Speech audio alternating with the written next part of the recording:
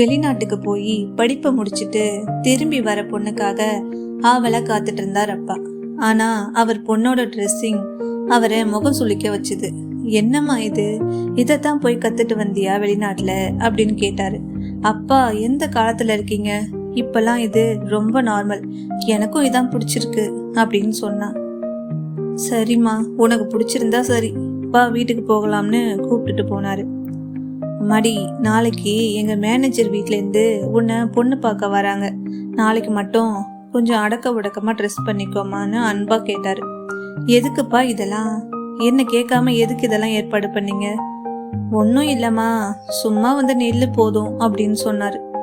என்னவோ போங்க அப்படின்னு போயிட்டா. மறுநாள் அவங்க எல்லாரும் வீட்டுக்கு வந்தாங்க.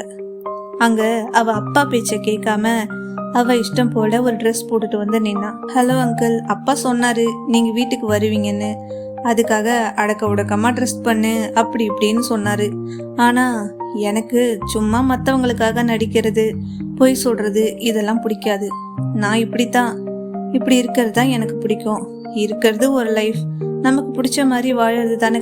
கரெக்டு தாம்மா, சரி நாங்கள் கிளம்புறோம் அப்படின்னு கொஞ்ச நேரத்தில் அங்கேருந்து போயிட்டாங்க. அப்பா கோபப்பட்டாரு.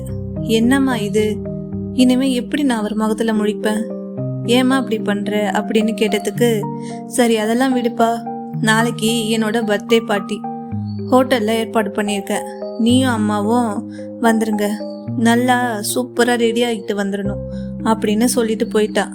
அப்பா அவளுக்கு பாடம் கற்றுக் கொடுக்க நல்ல வாய்ப்பா நினைச்சாரு.